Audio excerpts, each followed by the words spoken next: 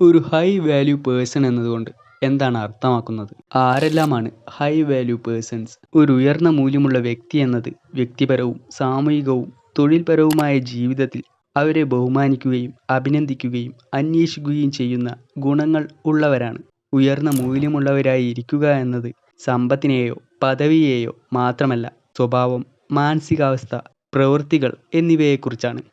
ഇത്തരത്തിലുള്ള ആളുകളുടെ ചില സവിശേഷതകൾ. Number 1, self respect and confidence. ഉയർന്ന മൂല്യമുള്ള ഒരു വ്യക്തിക്ക് അവരുടെ മൂല്യം എത്രത്തോളമാണെന്ന് അറിയാം. കൂടാതെ ബാഹ്യമൂല്യനിർണ്ണയം അവർ തേടുന്നുമില്ല. അവർ സ്വയം വിലമതിക്കുന്നു, അതിരുകൾ നിശ്ചയിക്കുന്നു, മറ്റുള്ളവരിൽ നിന്ന് അഭിപ്രായങ്ങൾ തേടുന്നുമില്ല. ഫോർ എക്സാമ്പിൾ, നിങ്ങളൊരു ഹൈ വാല്യൂ പേഴ്സൺ ആണെങ്കിൽ ആരെങ്കിലും നിങ്ങളെ ഇൻസൾട്ട് ചെയ്യുകയോ പരിഹസിക്കുകയോ ചെയ്യുകയാണെങ്കിൽ ഇത്തരം സാഹചര്യങ്ങളിൽ ഒന്നും തന്നെ പ്രതികരിക്കാതെ സൈലൻ്റായി ഇരിക്കുകയോ പെട്ടെന്ന് ഇമോഷണലായി പ്രതികരിക്കുകയോ ചെയ്യുന്നതിന് പകരം വളരെ കോൺഫിഡൻ്റായി തൻ്റെ മൂല്യത്തെ മനസ്സിലാക്കിക്കൊണ്ട് പ്രതികരിക്കാനായി ശ്രമിക്കും.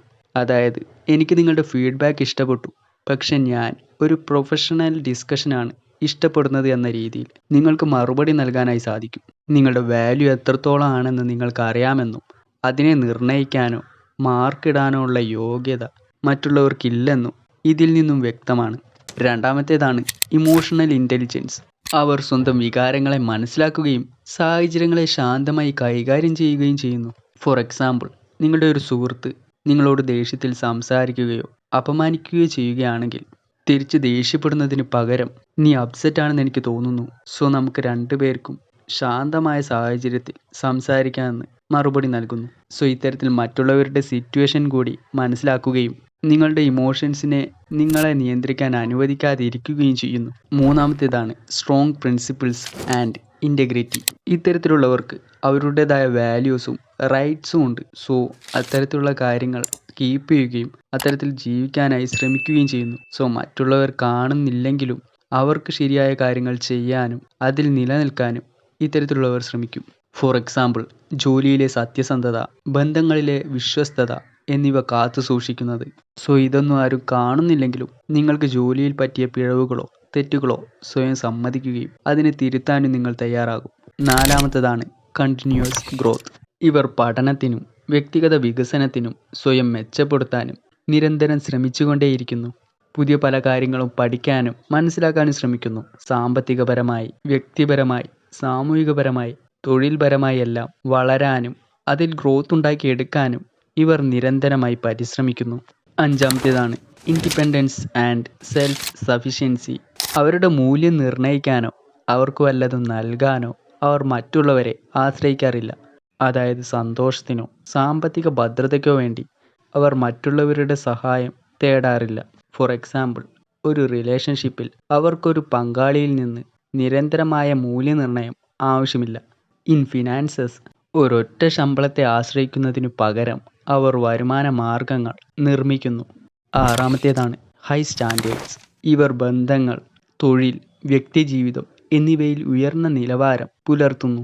ഗുണനിലവാരമുള്ള ബന്ധങ്ങൾ, തൊഴിലവസരങ്ങൾ എന്നിവ മാത്രമേ ഇക്കൂട്ടർ സ്വീകരിക്കുകയുള്ളൂ. ഫോർ എക്സാമ്പിൾ, ഫ്രണ്ട്ഷിപ്പിൽ അവരുടെ ഊർജ്ജം ഊറ്റിയെടുക്കുന്ന ടോക്സിക് ആയിട്ടുള്ള ആളുകളെ അവർ കൂടെ കൂട്ടാറില്ല. ഇനി കരിയറിലാണെങ്കിൽ അവർ കുറഞ്ഞ ശമ്പളമുള്ള ജോലി സ്വീകരിക്കുന്നില്ല. അവർ നല്ല കാര്യത്തിനായി പ്രവർത്തിക്കുന്നു. ഏഴാമത്തേതാണ് clear purpose and vision. High value persons അവർക്ക് എന്താണ് വേണ്ടതെന്ന് മനസ്സിലാക്കുന്നു. അവരുടെ ലക്ഷ്യങ്ങൾക്കായുള്ള നടപടികൾ എടുക്കുകയും ചെയ്യുന്നു. അവർക്കൊരു ലോങ് ടേം പ്ലാൻ ഉണ്ടായിരിക്കും. സോ അതിനായി കൺസിസ്റ്റൻ്റായി അവർ ആക്ഷൻ എടുക്കുകയും ചെയ്യും. ഫോർ എക്സാമ്പിൾ, കരിയറിൽ ലക്ഷ്യമില്ലാതെ ജോലികൾ മാറുന്നതിന് പകരം അവർ ഒരു പ്ലാനിൽ ഉറച്ചു നിൽക്കുകയും അവർക്ക് വേണ്ട സ്കിൽസ് ആൻഡ് എക്സ്പീരിയൻസ് ഉണ്ടാക്കുകയും ചെയ്യുന്നു. എട്ടാമത്തേതാണ് റെസ്പെക്ട് ഫോർ ഒതേഴ്സ്. അവർ ആളുകളോട് ദയയോടെ പെരുമാറുന്നു, പക്ഷേ അവർ ആളുകളെ പ്രീതിപ്പെടുത്താനായി ശ്രമിക്കുന്നില്ല. ഫോർ എക്സാമ്പിൾ, ജോലി സ്ഥലത്ത് അവർ ജൂനിയർ ജീവനക്കാരോട് ബഹുമാനത്തോടെ പെരുമാറുന്നു, എന്നാൽ മുതിർന്നവരിൽ നിന്ന് മോശമായ പെരുമാറ്റം അനുവദിക്കുകയുമില്ല. ബന്ധങ്ങളിൽ അവർ സ്നേഹം കാണിക്കുന്നു, എന്നാൽ അനാദരവ് ഉണ്ടായാൽ അവർ അകന്നു പോവുകയും ചെയ്യും. ഒമ്പതാമത്തേതാണ് എഫക്റ്റീവ് കമ്മ്യൂണിക്കേഷൻ. അവർ വ്യക്തതയോടെ, ആത്മവിശ്വാസത്തോടെ, ആധികാരികതയോടെ സംസാരിക്കുന്നു. ഫോർ എക്സാമ്പിൾ, സോഷ്യൽ സിറ്റുവേഷൻസിൽ അവർ ഭയമില്ലാതെ എന്നാൽ ബഹുമാനത്തോടെ അവരുടെ അഭിപ്രായങ്ങൾ പറയുകയും അവരുടെ ഇമോഷൻസിനെ വ്യക്തമായി പ്രകടിപ്പിക്കുകയും ചെയ്യുന്നു.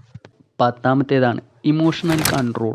ഹൈ വാല്യൂ പേഴ്സൺസ് ഒരിക്കലും അമിതമായി പ്രതികരിക്കുകയോ വികാരങ്ങളെ അവരുടെ തീരുമാനങ്ങളെ നിയന്ത്രിക്കാൻ അനുവദിക്കുകയോ ചെയ്യുന്നില്ല. ഫോർ എക്സാമ്പിൾ, ഒരു ആർഗ്യുമെൻ്റ് ഉണ്ടാകുമ്പോൾ ഉച്ചത്തിൽ ദേഷ്യപ്പെടുകയോ നിലവിളിക്കുകയോ ചെയ്യുന്നതിന് പകരം അവർ ശാന്തത പാലിക്കുകയും യുക്തിസഹജമായി പ്രതികരിക്കുകയും ചെയ്യുന്നു. അതുപോലെ ഒരു റിജക്ഷൻ നേരിടേണ്ടി വരുമ്പോൾ അവർ അത് വ്യക്തിപരമായി എടുക്കുന്നില്ല, പക്ഷേ അത് ഒരു പാഠമായി ഉപയോഗിക്കുന്നു. 11ാമത്തേതാണ് scarcity mindset in relationships. High value persons എപ്പോഴും ആകർഷിക്കുന്നവരാണ്. അവരവരുടെ മൂല്യത്തെ മനസ്സിലാക്കുന്നവരാണ്. സോ ഇവർ മറ്റുള്ളവരിൽ നിന്നും അവരുടെ സ്നേഹമോ അറ്റൻഷനോ വാലിഡേഷനോ പിന്തുടരുന്നില്ല, മറിച്ച് അവരതിനെ അട്രാക്റ്റ് ചെയ്യുന്നു. ഫോർ എക്സാമ്പിൾ, ഡേറ്റിങ്ങിൽ അവരൊരിക്കലും മെസ്സേജുകൾ സ്പാം ചെയ്യുകയോ സ്നേഹത്തിനായി യാചിക്കുകയോ ചെയ്യുന്നില്ല, മറിച്ച് അവരവരുടെ പർപ്പസിൽ ഫോക്കസ് കൊടുക്കുന്നു. സോ ഇതുകൊണ്ട് തന്നെ അവർക്ക് വേണ്ടവർ അവരെ തേടിയെത്തുന്നു. അതുപോലെ ജോലി സ്ഥലത്ത് അവർ അംഗീകാരത്തെ പിന്തുടരുന്നില്ല, എന്നാൽ അവരുടെ കഴിവുകളും ഫലങ്ങളും അവർക്ക് വേണ്ടി സംസാരിക്കുന്നു.